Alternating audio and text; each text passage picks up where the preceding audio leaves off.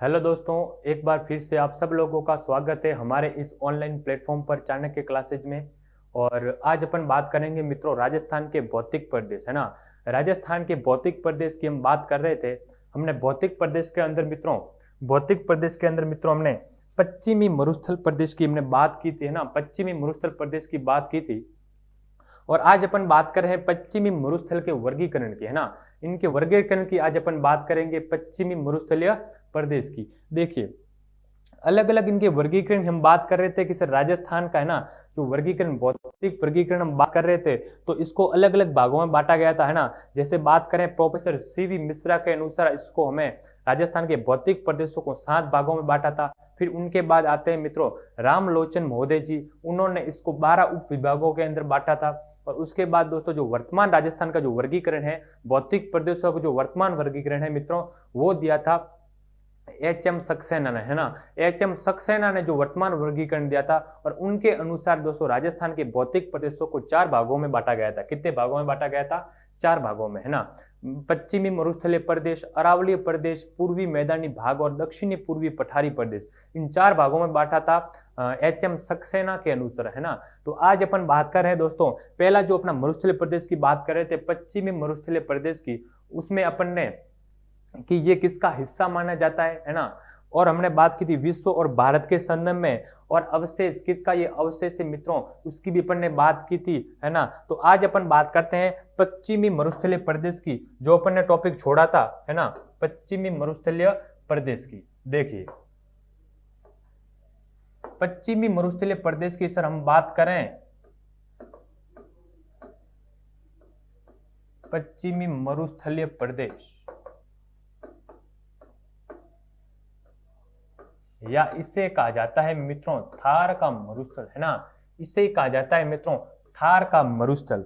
देखिए, इस पश्चिमी मरुस्थल की हम बात करें कि सर इस पश्चिमी मरुस्थल के अंदर मिट्टी की हम बात करें कि सर इसके अंदर मिट्टी कौन सी पाई जाती है, तो मिट्टी की दोस्तों हम बात करें तो इसके अंदर जो मिट्टी पाई जाती है उस मिट्टी का नाम है मित्रों एंटी सोल्ट। क्या, कौन सी मिट्टी मित्रों? एंटी सोल्ट, जिसे मित्रों कहा जाता है बालू का, है ना, बालू का रेत, जिसे कहा जाता है मित्रों बालू का रेत। देखिए, इस पश्चिमी मरुस्थल की हम बात करें कि सर इस पश्चिमी मरुस्थल के अंदर मिट्टी कौन सी पाई जाती है। देखिए, मिट्टी की हम बात करें तो इस पश्चिमी मरुस्थल के अंदर जो मिट्टी पाई जाती है मित्रों, उस मिट्टी का नाम है बालू का मिट्टी, है ना, बालू का मिट्टी। देखिए, इस पश्चिमी मरुस्थल के अंदर बात करें कि सर इसके अंदर जो मिट्टी पाई जाती है उस मिट्टी का नाम है बालू का मिट्टी, या इसे कहा जाता है मित्रों रेत मिट्टी, है ना, इसे कहा जाता है रेत मिट्टी। देखिए मित्रों, बालू का मिट्टी की हम बात करें तो ये पाई जाती है मित्रों राजस्थान के पश्चिमी मरुस्थलीय प्रदेश के अंदर, है ना। पश्चिमी मरुस्थलीय प्रदेश के अंदर जिलों की संख्या पूछे तो जिले कितने मित्रों? 12 जिले। देखिए, इस बालू का मिट्टी की जो विशेषता की हम बात करें कि सर इस मिट्टी की विशेषता क्या है, कि इस विशेषता इस मिट्टी की हम बात करें तो इसकी दोस्तों विशेषता है लवणता अधिक है। देखिए, विशेषता की हम बात करें इस मिट्टी की, बालू का मिट्टी की, तो बालू का मिट्टी की हम विशेषता की बात करें तो इसकी मित्रों क्या है? लवणता अधिक है। देखिए, सबसे पहले हम बात करेंगे इसकी विशेषता की, तो सर्वाधिक लवणता पाई जाती है इस मिट्टी के अंदर, लवणता अधिक, है ना, लवणता अधिक, इस मिट्टी के अंदर लवणता अधिक होती है बालू का मिट्टी के अंदर। सेकंड हम बात करेंगे तो इसके अंदर मित्रों उत्पादन क्षमता कम होती है ना, उत्पादन क्षमता क्या होती है मित्रों? कम होती है। देखिए, सेकंड हम बात करेंगे तो इसकी उत्पादन क्षमता, इसकी उत्पादन क्षमता कम होती है ना, उत्पादन क्षमता कम होती है इस मिट्टी की। और थर्ड पॉइंट हम बात करें तो इसकी दोस्तों जो जल ग्रहण क्षमता है, सोखने की क्षमता है जल को, वो भी मित्रों क्या है? कम है। देखिए, इसकी जो जल ग्रहण क्षमता है मित्रों, है ना, बात करें कि सर जल ग्रहण क्षमता, जल ग्रहण क्षमता भी क्या है मित्रों? कम है। देखिए, जल ग्रहण क्षमता भी क्या है मित्रों? कम है। तो इस मिट्टी की ये 3 विशेषता है। बालू का मिट्टी जो पश्चिमी मरुस्थल प्रदेश के अंदर पाई जाती है, इसकी जो विशेषता है मित्रों, वो विशेषता है कि इसकी लवणता अधिक होगी। देखिए, राजस्थान के अधिकतर मित्रों, अधिकतर जो खारे पानी की झीलें हैं वो राजस्थान के पश्चिमी भाग में है ना। राजस्थान में जो अधिकतर जो खारे पानी की झीलें हैं मित्रों, है ना, खारे पानी की झीलें हैं वो इस पश्चिमी मरुस्थल के अंदर है। सर्वाधिक खारे पानी की जिला पूछे तो कौन सा, अपना नागौर जिला। तो इस लवणता अधिक होने के कारण ये मिट्टी दोस्तों क्या है, कम उपजाऊ है ना। यानी हम कह सकते हैं कि राजस्थान की ऐसी कौन सी मिट्टी है दोस्तों जो कम उपजाऊ है, तो वो है बालू का रेत मिट्टी। कौन सी मिट्टी, बालू का रेत मिट्टी मित्रों क्या है, कम उपजाऊ है। देखिए बालू का रेत मिट्टी है मित्रों वो कम उपजाऊ है, ठीक है। इसलिए मित्रों यहाँ पर मित्रों जो मूंग, मोठ है ना, उड़द, ये सब यहाँ की फसलें मित्रों, बाजरा को भी दोस्तों जल की आवश्यकता इतनी नहीं होती है ना, तो ये भी दोस्तों बालू का मिट्टी का उदाहरण है, ठीक है। तो ध्यान रखना मित्रों, बालू का मिट्टी या रेत मिट्टी का पूछे तो कौन से प्रदेश के अंदर, पश्चिमी मरुस्थलीय प्रदेश के अंदर, जहां पर वर्षा की मात्रा दोस्तों 20 से 50 सेंटीमीटर के बीच में वर्षा की मात्रा होती है। देखिए नेक्स्ट हम बात करें इस पश्चिमी मरुस्थलीय प्रदेश की मिट्टी के बाद हम इसकी बात करें कि सर वर्षा की, है ना, कि इस प्रदेश के अंदर वर्षा कितनी होती है, उन वर्षा की हम बात करें। देखिए पश्चिमी मरुस्थल प्रदेश की हम वर्षा की बात करें तो वर्षा होती है मित्रों यहाँ पर 20 सेंटीमीटर से, है ना, 50 सेंटीमीटर के बीच। देखिए वर्षा की हम बात करें कि सर यहाँ पे वर्षा कितनी होती है, तो वर्षा की हम बात करें तो वर्षा होती है मित्रों 20 से 25 सेंटीमीटर के बीच, है ना, 20 से 25 सेंटीमीटर के बीच इस पश्चिमी मरुस्थल के अंदर वर्षा होती है। देखिए ये अपना मित्रों राजस्थान, और हम राजस्थान की हम बात करें तो इस पश्चिमी मरुस्थल के अंदर जो वर्षा की जो मात्रा होती है वो होती है 20 से 25 सेंटीमीटर के बीच। देखिए सबसे पहले हम बात करेंगे इसकी जो वर्षा का मित्रों निर्धारण होता है इस पश्चिमी मरुस्थल के अंदर, वो होता है मित्रों 0 डिग्री, है ना, 0 सेंटीमीटर के अनुदोष यहाँ जैसलमेर के शम गांव में, है ना, कौन सा गांव, शम गांव, जो पूर्णतः मित्रों वनस्पति वहित क्षेत्र है ना, पूर्णतः वनस्पति वहित क्षेत्र है शम गांव, जो राजस्थान का, है ना, राजस्थान का पश्चिमी पॉइंट है। और इस 0 डिग्री सेंटीमीटर से दोस्तों हम पूर्व की ओर चलें तो वर्षा की जो मात्रा है वो दोस्तों 50 सेंटीमीटर के बीच, है ना, 50 सेंटीमीटर के वार्षिक जो वर्षा होती है दोस्तों 0 सेंटीमीटर से 50 सेंटीमीटर के बीच इस पश्चिमी मरुस्थलीय प्रदेश के अंदर। देखिए यहां तक क्लियर हो गया। देखिए नेक्स्ट हम बात करें कि सर इसकी वर्षा की बात करें तो देखिए यहां पर जो वर्षा की मात्रा वो 20 से 25 सेंटीमीटर। नेक्स्ट हम बात करें सर इसकी लंबाई, है ना, पश्चिमी मरुस्थल की हम लंबाई, चौड़ाई तथा इसकी औसत ऊंचाई की हम बात करें कि सर पश्चिमी मरुस्थलीय प्रदेश के अंदर इसकी ऊंचाई कितनी है, चौड़ाई कितनी है तथा औसत ऊंचाई कितनी है। समुद्र तल से हम इसकी ऊंचाई की बात करें तो इसकी लंबाई है मित्रों, कुल लंबाई है मित्रों 640 किलोमीटर, है ना। कुल लंबाई की हम बात करें कि सर इसकी लंबाई है 640 किलोमीटर, 640 किलोमीटर इसकी कुल लंबाई है। और इसकी हम चौड़ाई की बात करें कि सर इसकी चौड़ाई कितनी है, तो चौड़ाई है मित्रों 300 किलोमीटर, है ना। चौड़ाई की हम बात करें तो चौड़ाई है मित्रों 300 किलोमीटर। और इसकी हम औसत ऊंचाई की बात करें, इस पश्चिमी मरुस्थल की हम औसत ऊंचाई की बात करें कि सर इसकी औसत ऊंचाई कितनी है समुद्र तल से, तो औसत ऊंचाई है मित्रों, है ना, औसत ऊंचाई की हम बात करें तो 200 से 300 किलोमीटर, 200 से 300 किलोमीटर समुद्र तल से, है ना, ध्यान रखना समुद्र तल से, क्लियर, समुद्र तल से इसकी औसत ऊंचाई पश्चिमी मरुस्थलीय प्रदेश की, ठीक है। तो इसकी लंबाई पूछे तो 640 किलोमीटर, चौड़ाई की बात करें तो 300 किलोमीटर, औसत ऊंचाई की हम बात करें तो 200 से 300 किलोमीटर समुद्र तल से, ठीक है।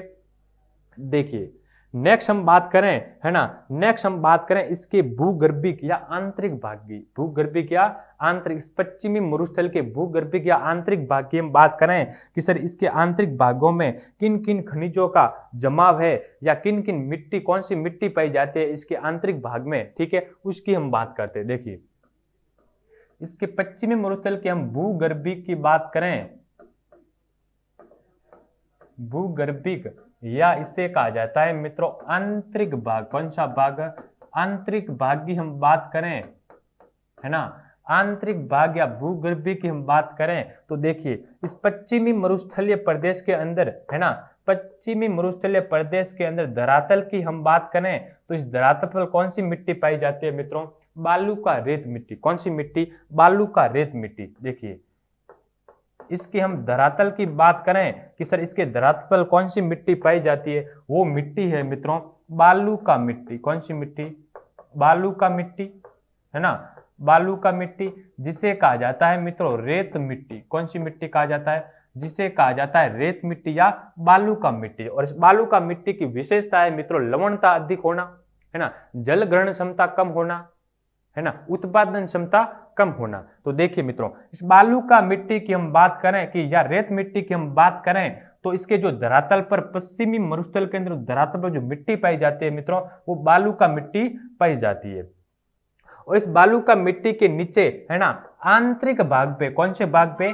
इस जमीन के आंतरिक भाग की हम बात करें कि सर इसके आंतरिक भाग की हम बात करें तो मित्रों आंतरिक भाग में जो मिट्टी पाई जाती है, सॉरी जो जमाव है मित्रों वो है चूना पत्थर का जमाव। किसका जमाव मित्रों? चूना पत्थर का जमाव। देखिए, है ना, इसके हम आंतरिक भाग की बात करें कि सर इसके आंतरिक भाग की बात करें तो जमा पाया जाता है मित्रों चूना पत्थर का। किसका जमा मित्रों? चूना पत्थर। देखिए इस चूना पत्थर के नीचे मित्रों, चूना पत्थर के नीचे मित्रों जो जमा पाया जाता है वो पाया जाता है जिप्सम का, है ना, जिप्सम का भंडार, जिप्सम। और राजस्थान के पश्चिमी मरुस्थल के अंदर जिप्सम के भंडार पाए गए हैं बीकानेर, नागौर और जैसलमेर जिले के अंदर। ठीक है, जिप्सम। तो राजस्थान के जो आंतरिक भाग में तो दिखता होगी चूना पत्थर की और इसके नीचे मित्रों पाया जाता है जो भंडार मिलता है हमें वो जिप्सम का भंडार मिलता है। देखिए वर्षा के दिनों में ना, वर्षा के दिनों में इस पश्चिमी मरुस्थल के अंदर अत्यधिक वर्षा होने के कारण जो जल होता है मित्रों वर्षा का, है ना, अत्यधिक वर्षा होती है इस पश्चिमी मरुस्थल की। देखिए इस पश्चिमी मरुस्थल के अंदर अगर सर्वाधिक वर्षा होती है मित्रों तो ये बालू का रेत मिट्टी है, इस बालू का रेत मिट्टी से होते हुए पानी नीचे चला जाता है ना, क्या हो जाता है मित्रों? नीचे चला जाता है और इस चूना पत्थर में क्या होता है मित्रों? पानी जम जाता है। लेकिन मित्रों अत्यधिक अगर वर्षा हो जाए तो ये चूना पत्थर है ना, इस चूना पत्थर की जो अवशोषण क्षमता है वो मित्रों अधिक होती है और पानी दोस्तों नीचे की तरफ नहीं जाता है। और चूना पत्थर की अगर सर्वाधिक वर्षा हो तो ये पानी ऊपर की तरफ चला जाता है और इस बालू का रेत मिट्टी पर मित्रों, है ना, एक पानी भर जाता है इसके चारों ओर मित्रों। और यही कारण माना जाता है दोस्तों पश्चिमी मरुस्थल प्रदेश के अंदर बाढ़ का। किसका कारण? बाढ़ का जो कारण माना जाता है मित्रों वही माना जाता है। ठीक है, बाढ़ का मित्र जो कारण माना जाता है कि जिप्सम के भंडार, है ना, राजस्थान में जिप्सम के भंडार। देखिए मित्रों इस जिप्सम की पश्चिमी मरुस्थल के अंदर अधिकता होने के कारण राजस्थान के अंदर 2006 में मित्रों बाड़मेर जिले के अंदर कवास नामक गांव के अंदर क्या आई थी मित्रों? बाढ़ आई थी। तो ध्यान रखना मित्रों इस जिप्सम के जमाव के कारण ही 2006 में, कब मित्रों? 2006 में कवास नामक स्थान पर, है ना, कवास कहां पड़ता? बाड़मेर जिले के अंदर, है ना, इस बाड़मेर जिले के अंदर मित्रों भीषण क्या आई थी? बाढ़ आई थी। तो ध्यान रखना मित्रों जिप्सम के जमाव के कारण ही बाड़मेर के कवास नामक स्थान पर क्या आई थी मित्रों? 2006 में बाढ़ आई थी। चलिए ये भी अपना क्लियर हो गया भूगर्भिक तथा आंतरिक भाग। देखिए अब हम बात करते हैं, नेक्स्ट बात करते हैं इसकी अर्थव्यवस्था की, है ना। अर्थव्यवस्था की बात करें पश्चिमी मरुस्थल के अंदर जो पैसा कमाने का जो साधन है मित्रों उसकी हम बात करते हैं। देखिए अर्थ का मतलब होता है धन, है ना, अर्थव्यवस्था।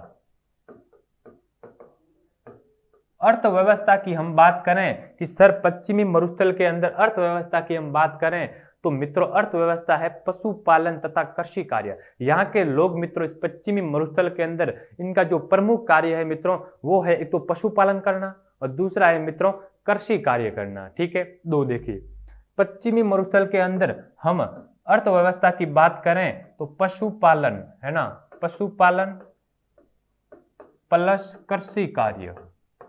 कौन सा कार्य? कृषि कार्य, है ना। इससे से इनका क्या चलता है मित्रों? रोजगार चलता है ना। राजस्थान की हम बात करें सर्वाधिक पशु भी पाए जाते हैं मित्रों पश्चिमी मरुस्थलीय प्रदेश के अंदर, है ना, सर्वाधिक पशु। यानी यहाँ पे इनका रोजगार का, जब हम अर्थव्यवस्था की बात करें तो पशुपालन प्लस पशुपालन के साथ कृषि कार्य इसकी क्या है, मुख्य यहाँ के लोगों की अर्थव्यवस्था है। ठीक है, चलिए नेक्स्ट हम बात करें इस पश्चिमी मरुस्थल की, है ना, पश्चिमी मरुस्थल की नेक्स्ट बात करें तो इसकी बात करते हैं मित्रों औसत तापमान। किसकी बात करते हैं मित्रों, औसत तापमान। औसत तापमान की हम बात करें तो यहाँ पश्चिमी मरुस्थल के अंदर औसत तापमान मित्रों है ना, औसत तापमान की हम बात करें तो पश्चिमी मरुस्थल के अंदर जो औसत तापमान पड़ता है वो है मित्रों 22 सेंटीग्रेड, है ना, 22 सेंटीग्रेड यहाँ पे औसत तापमान है, 22 डिग्री सेंटीग्रेड यहाँ पे औसत तापमान है पश्चिमी मरुस्थल प्रदेश के अंदर। देखिए यहाँ तक क्लियर हो गया। तो पश्चिमी मरुस्थल के हमने जो बात की थी, क्षेत्रफल, है ना, जनसंख्या, जनघनत्व, है ना, वर्षा, सबकी बात की थी। अब हम बात करते हैं मित्रों इसके वर्गीकरण की। पश्चिमी मरुस्थलीय प्रदेश की अगर हम वर्गीकरण की बात करें तो इसको मित्रों दो भागों में बांटा गया। इस पश्चिमी मरुस्थल को भी कितने भागों में बांटा गया है, दो भागों में बांटा गया है। एक भाग है मित्रों उसे कहा जाता है मित्रों रेतीला शुष्क मैदान, है ना, रेतीला शुष्क मैदान या शुष्क रेतीला मैदान, और दूसरा है मित्रों अर्ध शुष्क रेतीला मैदान, सॉरी अर्ध शुष्क मैदान। देखिए हम बात करते हैं इसके वर्गीकरण की कि सर इसके वर्गीकरण की हम बात करें, है ना, इसके वर्गीकरण की हम बात करें तो इसको वर्गीकरण की हम बात करें तो शुष्कता के आधार पर, है ना, इस पश्चिमी मरुस्थल को शुष्कता के आधार पर मित्रों दो भागों में बांटा गया है ना। देखिए पश्चिमी मरुस्थल की हम बात करें तो इसको शुष्कता के आधार पर, है ना, शुष्कता के आधार पर, शुष्कता के आधार पर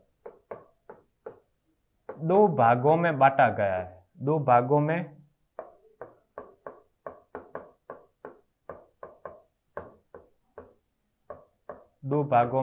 बांटा गया है। कौन कौन से सर्वे दो भाग, देखिए दो भागों की हम बात करें कि सर इसको दो भागों में बांटा गया है, वो दो भाग है मित्रों, एक है मित्रों भाग अपना कौन सा, शुष्क रेतीला मैदान, है ना, और दूसरा है अर्ध शुष्क मैदान। देखिए दो भाग कौन कौन से है वो, एक तो है मित्रों शुष्क रेतीला मैदान, शुष्क रेतीला मैदान, और दूसरा है मित्रों अर्ध शुष्क, है ना, अर्ध शुष्क मैदान। शुष्कता के आधार पर इस पश्चिमी मरुस्थल को मित्रों दो भागों में बांटा गया है, शुष्क रेतीला मैदान और अर्ध शुष्क मैदान। देखिए नेक्स्ट हम बात करें इस शुष्क रेतीला मैदान को वापस मित्रों दो भागों में बांटा गया। कितने भागों में बांटा गया, दो भागों में बांटा गया, और अर्ध शुष्क मैदान को मित्रों चार भागों में बांटा गया, है ना।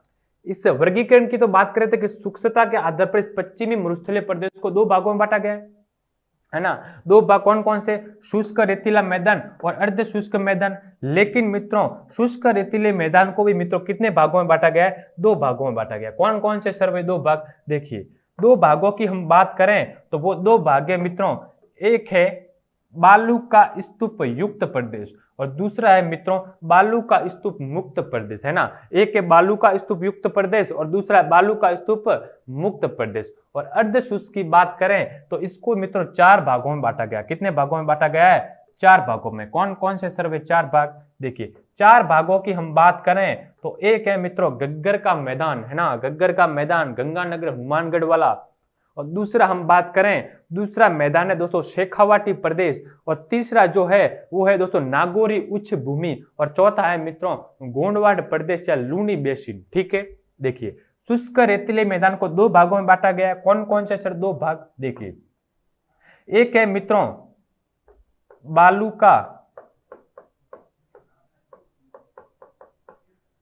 का स्तूप युक्त प्रदेश, है ना, बालू का स्तूप युक्त प्रदेश। और दूसरा है मित्रों बालू का स्तूप मुक्त प्रदेश।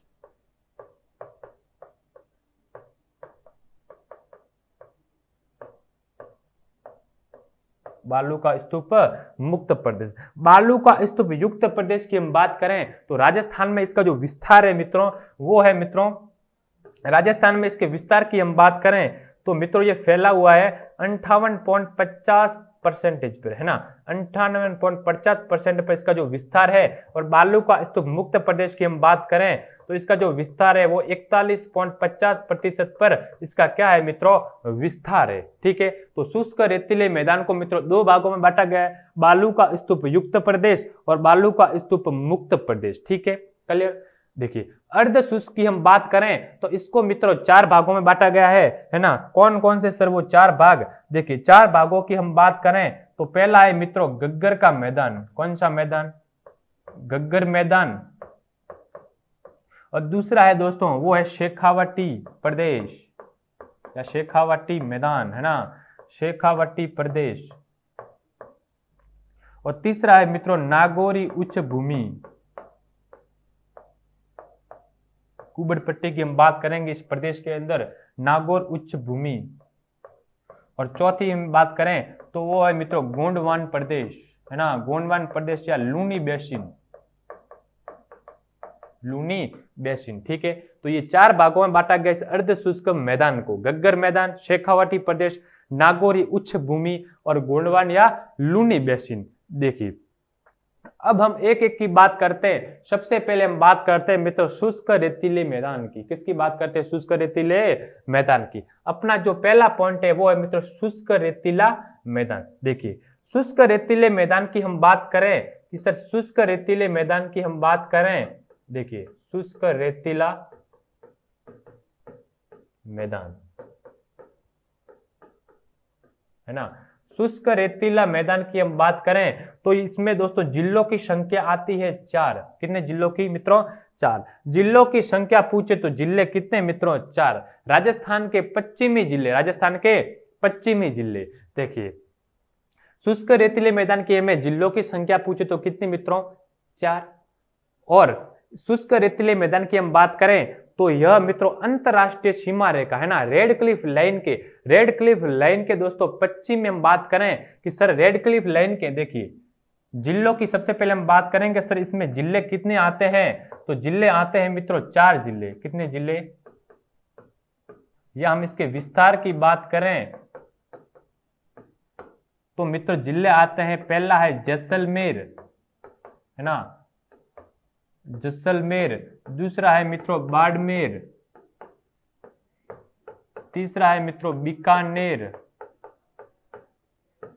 और चौथा है मित्रों जोधपुर, है ना, जोधपुर। राजस्थान के पश्चिमी जिले, कौन से जिले मित्रों, पश्चिमी, ये वाला जो प्रदेश है मित्रों इसे कहा जाता है शुष्क रेतीला मैदान, है ना,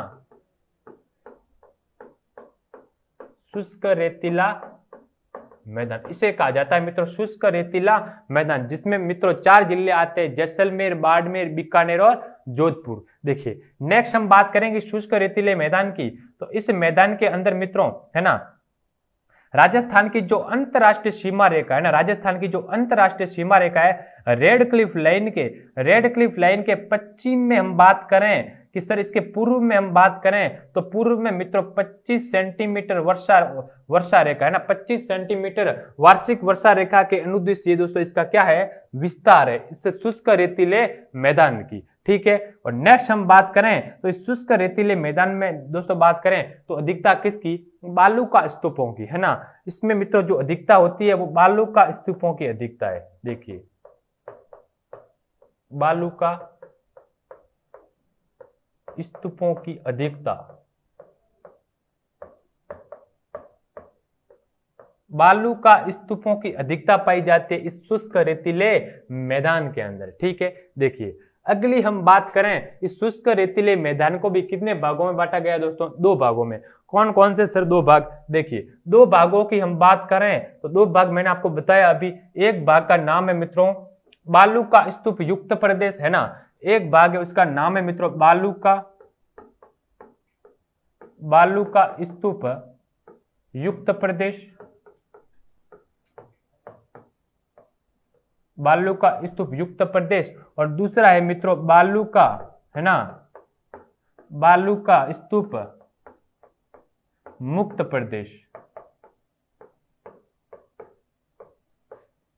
बालू का स्तूप मुक्त प्रदेश और एक है बालू का स्तूप युक्त प्रदेश। और बालू का स्तूप युक्त प्रदेश की जो विस्तार की हम बात करें तो ये दोस्तों 58 पॉइंट है ना 58.50% पर ये राजस्थान के अंदर फैला हुआ है। और बालू का स्तूपों की हम बात करें तो यह मित्रों फैला हुआ है 41.50% पर ये इसका विस्तार है राजस्थान के अंदर। तो हम एक एक की बात करेंगे। सबसे पहले हम बात करेंगे बालू का स्तूप प्रदेश के अंदर जिसकी अधिकता किसकी मित्रों, बालू का है ना, रेत के टीले की हम अधिकता हम बात करेंगे इसके अंदर बरखान की है ना, अनुप्रस्थ अनुदैंद्रिय की हम बात करेंगे, पैराबोलिक, ये सब क्या है मित्रों, रेत के टीले है मित्रों, इनकी हम क्या करेंगे इसके अंदर बात करेंगे। देखिए